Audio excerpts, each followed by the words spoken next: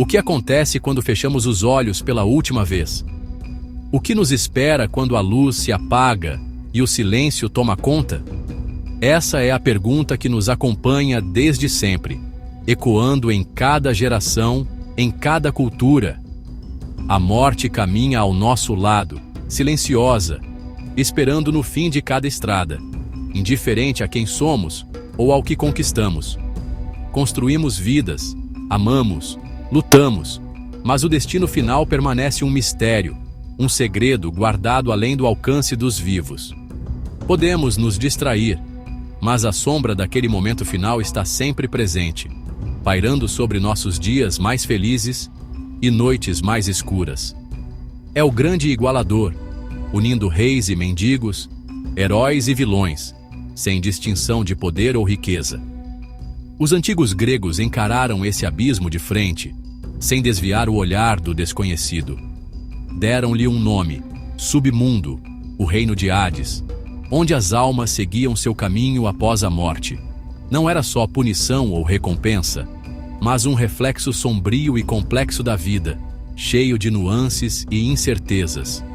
Um lugar onde a jornada da alma se transformava, onde cada passo era envolto em mistério. Imagine um mundo sem sol, pintado em cinza e preto, iluminado apenas por espectros e fogos distantes, onde o tempo parece não passar. Os gregos criaram mitos para entender a existência e seu fim inevitável, tentando dar sentido ao que não podiam controlar. Seus mitos eram mapas para a escuridão, guias para atravessar o desconhecido. Detalhavam rios, guardiões e julgamentos, criando regras e histórias para o que vinha depois. Era uma tentativa de impor ordem ao caos supremo, de dar forma ao medo e ao mistério. Não é só uma história antiga, é sobre nós, nosso medo do desconhecido, nossa busca por respostas. Os gregos deram rosto e paisagem a esse medo, tornando-o mais compreensível, mais humano. Construíram uma cosmologia em torno do que não compreendiam, desenhando fronteiras para o invisível. Ao explorar o submundo deles, exploramos nossos próprios medos, enfrentando perguntas que ainda nos assombram.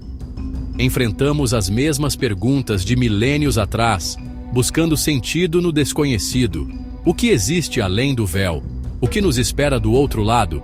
E será que estamos prontos para descobrir? Ou continuaremos a criar histórias para iluminar a escuridão? Hoje, pensamos no pós-vida como céu ou inferno, bem ou mal. Essa visão dualista, tão presente em muitas religiões modernas, simplifica o destino final da alma em apenas dois caminhos possíveis. Mas, para os gregos, o submundo era muito mais complexo. Um universo inteiro de possibilidades e destinos. Não era só sofrimento eterno, mas um reino vasto, reflexo do mundo dos vivos, sem cor ou calor, onde a existência continuava de forma pálida e silenciosa. Cada alma era julgada e enviada a uma região condizente com sua vida, passando por rituais e avaliações. Era uma burocracia dos mortos, governada por Hades. Um rei silencioso, não um diabo, mas um guardião imparcial das leis eternas. Hades mantinha o equilíbrio cósmico, não punia por prazer, mas zelava pela ordem e justiça entre os mortos. O submundo era o destino final de todos, sem escapatória, um lugar inevitável para reis e camponeses. A jornada começava igual para todos. A alma cruzava rios que separavam vivos e mortos, guiada por rituais ancestrais. Estige, rio dos juramentos e ódio. Aqueronte, da dor. Lete, do esquecimento. Cada rio tinha um papel simbólico e espiritual. Cada travessia era um passo para longe da vida. Uma lavagem simbólica da existência, apagando memórias e laços terrenos. Essa geografia revela uma crença profunda em justiça e ordem após a morte, onde nada era por acaso. Os gregos acreditavam que ações em vida tinham consequências eternas, moldando o destino da alma. O submundo era um espelho das escolhas humanas, refletindo virtudes e falhas sem piedade. Sua história era gravada para sempre, inscrita nas pedras do além, impossível de apagar. Uma visão sombria e sofisticada, longe das ideias simples de fogo e enxofre, mostrando a riqueza do imaginário grego sobre a vida após a morte. O submundo grego era um vasto domínio dividido em territórios distintos, cada um reservado para um tipo específico de alma. Cada caminho levava a um destino diferente, refletindo a vida e as escolhas de cada pessoa. O campo de Asfódelos era o destino da maioria, um limbo cinzento, sem emoção, para vidas comuns, onde o tempo parecia não passar. Almas vagavam como sombras, sem memórias ou propósito, presas em uma existência monótona e silenciosa. Para heróis e justos, havia os Campos Elíseos, um paraíso de paz, luz eterna e alegria, reservado aos que se destacaram em vida. Ali, os virtuosos desfrutavam de recompensa, honra e conviviam com outros grandes espíritos em harmonia. Já os perversos eram lançados no Tártaro, um abismo sombrio de punição eterna, temido até pelos deuses. Tártaro era prisão e tormento para os maiores pecadores, como Sísifo e Tântalo, que sofriam castigos sem fim. Cada punição era cuidadosamente escolhida para refletir o crime cometido em vida, tornando o sofrimento ainda mais simbólico. Essas divisões mostram uma moral sofisticada.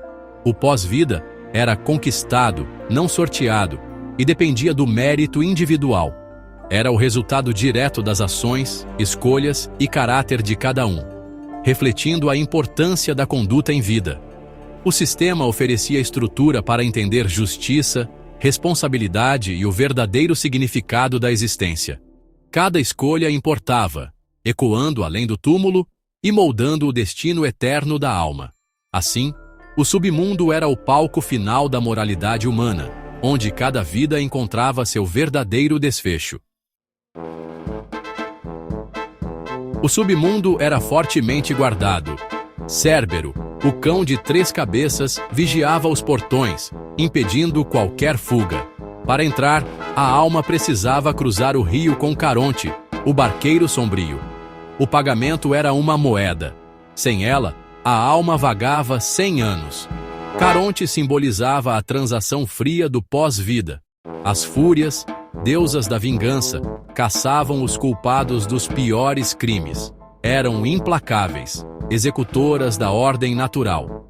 Esses guardiões eram mais que monstros, representavam barreiras e consequências inevitáveis. Eram funcionários de uma burocracia cósmica, frios e imparciais. No submundo não havia negociação, apenas regras imutáveis. Após cruzar o rio e os portões, a alma enfrentava o julgamento final. 3 juízes, Radamanthus, Minos e Aiacos, avaliavam cada vida. Ex-reis, escolhidos por sua justiça, presidiam o Tribunal dos Mortos. Cada juiz tinha uma jurisdição. Minos decidia casos difíceis. A alma não podia mentir. Tudo era revelado. O bem e o mal eram pesados, e o destino era decidido. Elísio, Asfódelos ou Tártaro. Era o momento de máxima responsabilidade. O julgamento mostrava que o universo tinha ordem moral. Os juízes eram humanos elevados, não deuses arbitrários. Garantiam o equilíbrio cósmico e a justiça eterna. Os mapas do submundo talvez não contem tudo. E se existirem regiões mais antigas e assustadoras, além do alcance dos deuses, uma zona proibida, lar de entidades primordiais, onde nem Hades ousa entrar, seres de puro terror, anteriores ao mundo conhecido. Alguns mitos sugerem que heróis vislumbraram esse horror e enlouqueceram. Essa região seria a fonte da melancolia do submundo, onde esperança nunca existiu. O sistema de ordem seria só uma camada sobre um caos mais antigo. O abismo dentro do abismo, o medo do desconhecido absoluto. Para alguns gregos, o submundo era mais que mito. Era a experiência real. Oráculos dos mortos, como o Necromanteion de Éfira, permitiam contato com espíritos. Rituais simulavam a descida ao submundo, usando privação sensorial e alucinógenos. Participantes enfrentavam a escuridão, buscando sabedoria proibida. Símbolos de serpentes, chaves e criaturas híbridas reforçavam o mistério. Esses cultos mostravam que a linha entre vivos e mortos era permeável. O submundo era visto como fonte de poder e conhecimento oculto. Alguns arriscavam tudo para tocá-lo e trazer segredos de volta. Hoje muitos veem o submundo como metáfora da mente humana. A descida representa a jornada interior, o confronto com nossos próprios medos. Guardiões e juízes simbolizam traumas e consciência. Experiências de quase morte ecoam a antiga travessia túnel, luz, revisão da vida. O mito pode ser um mapa da psique, não só do além. Os gregos talvez tenham codificado verdades profundas sobre a consciência. O submundo é um reino simbólico, chave para a transformação pessoal. O mito de Hades é um guia atemporal para explorar a nós mesmos. O que é o submundo? Lugar real, metáfora ou mito para enfrentar o medo? O mito de Hades resiste porque fala de questões universais e sem resposta. Ele vive nas sombras da cultura, arte e literatura. Toda jornada à escuridão deve algo a esses antigos mitos gregos. O mistério mantém o mito vivo. O território da morte é o último desconhecido. Os gregos deram forma e nome ao vazio. O submundo é um espelho de nossas ansiedades e esperanças. Ele permanece, inquietante, na paisagem da imaginação humana.